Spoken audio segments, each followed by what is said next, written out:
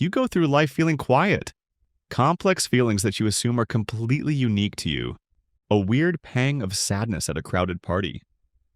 This sudden, heavy feeling while looking at an old photograph. You try to explain these fleeting moments to someone else, but the words usually fall flat because there's no simple word for it. You naturally assume it is just a you problem. But people are more similar than you think. These very specific feelings aren't just random. They are real patterns in how your mind works. Knowing the name of a feeling doesn't just satisfy your curiosity. It makes you feel understood and shows that what you feel actually makes sense. Here are 8 powerful feelings you've probably experienced, what's happening behind them, and what they are actually called. Sonder. You're walking through a busy grocery store, watching a man compare 2 boxes of cereal. He looks completely ordinary, but for a split second, it hits you. That person has an entire life. There's a word for this, sonder. It's the sudden realization that every stranger has a life that is just as complex and complete as your own. To save energy, your brain usually stays focused on you first. It treats you as the main character and everyone else as background characters. But Sonder forces a sudden shift in perspective. You realize that strangers have childhood memories, insecurities, family problems, and their own way of seeing the world. They have a favorite song, a biggest regret, and somewhere they're maybe already late for. Sometimes it just makes you stop. Maybe in an airport or a coffee shop. It is a strange, humbling realization that you are just a random extra in their story, exactly as they are in yours. Poggled. You're walking down your street looking at a building you've passed 1,000 times when you suddenly notice something big you've never noticed before. That sudden moment when you notice something obvious and something familiar is called being poggled. This happens because your brain predicts what it expects to see. Your brain is constantly predicting. Once a place becomes familiar, your brain stops paying attention to what's actually there. It just uses a memory and fills in the rest, allowing you to walk right past it on autopilot. When that prediction suddenly breaks and you see what's actually there, it feels like a sudden mental glitch. You feel this strange mix of surprise and embarrassment. It makes you wonder how much of your daily life you're not really seeing, but just remembering from the first time you saw it. Nodrophobia. You buy a brand new pair of shoes, but instead of enjoying them, you feel a quiet sense of dread the second you put them on, knowing they're going to get scuffed. There's a word for this, nodrophobia. It's the fear of irreversible processes, the awareness that everything slowly wears down. This isn't just about protecting an object. It's about realizing that everything changes. From this moment on, your brain realizes that that perfect object, or a perfect relationship or a simpler phase of life will slowly change and never return to its original state. That perfection already feels temporary. In everyday life, this shows up in how you act. You refuse to use the nice guest towels, you keep collectibles sealed in their boxes, or you avoid making big decisions. You aren't just trying to keep something clean. You're trying to stop something you can't stop. Laconic. You finally convince your best friend to watch your favorite movie. But as it plays, you aren't actually watching the screen.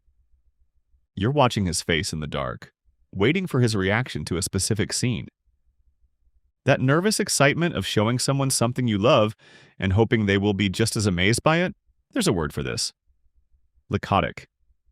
In your brain, this suddenly feels high stakes, because now you're not just showing anyone something, you're showing him something that feels like part of who you are. Your friend's reaction suddenly feels personal. If he laughs at the right part or gasps at the twist, your brain releases dopamine, and it feels really good. If he pulls out his phone to check a text message right at the climax, it feels like a small rejection. You aren't really sharing a piece of media. You are handing him something that matters to you and silently asking, "Do you get it?" Hailbound. You're driving down an empty dirt road, miles away from the city. Another car approaches from the opposite direction. As they pass, you feel a strange impulse to wave at them. There's a word for this, hailbound. The urge to wave at strangers when you pass them in a quiet, isolated place. In a busy city, your brain filters people out to avoid too much social input. You walk past hundreds of people on a crowded sidewalk without making eye contact. But when you are in profound isolation, the sudden presence of another human being breaks that filter. It triggers something old and instinctive in you. You nod, smile, or lift a hand from the wheel. It's a small, automatic way to acknowledge someone in a lonely place.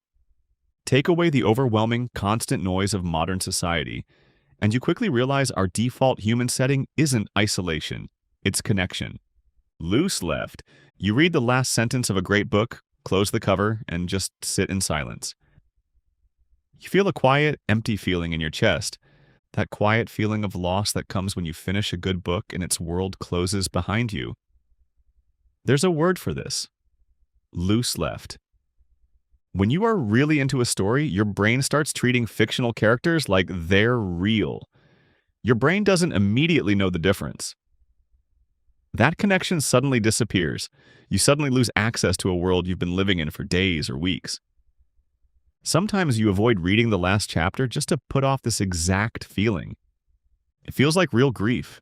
You aren't just saying goodbye to a story. You are grieving the end of a life you got to live. Lap year.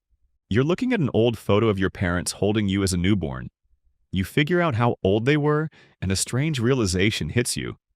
You've reached what's sometimes called your lap year. It's the moment when you become older than your parents were when you were born. Growing up, your brain used your parents as your idea of what an adult is.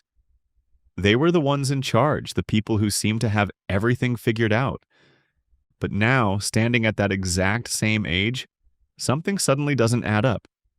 You realize you are still figuring things out, making mistakes, and feeling unsure about the future. It changes how you see your family, and it's the sudden, humbling realization that your parents weren't mythical adults with all the answers. They were just young adults doing the best they could, making it up as they went along. Exactly like you are right now. Half-wise, you're on vacation. 2 weeks off and suddenly you realize 1 week is already gone. You might be sitting on the beach or in a cafe, feeling completely fine, when this quiet, unexpected heaviness shows up. There's a word for this: half-wise. The sudden awareness that a beautiful period of your life is already more than halfway over. Your sense of time suddenly shifts. Instead of just being in the moment, your mind jumps ahead and starts thinking about the end of the trip. You're still in the middle of it, but your brain is already preparing for it to be over. Sometimes it makes you take photos or hold on to keepsakes to freeze the moment in place. It's like feeling nostalgic for the present. You realize you are living inside a memory that you'll one day miss, and you can't slow it down. All of these feelings mean you're not alone. You aren't alone in how you experience time, the weight of sudden isolation, or the complexity of all the people around you. Every quiet feeling you couldn't quite explain has been felt, understood, and finally named.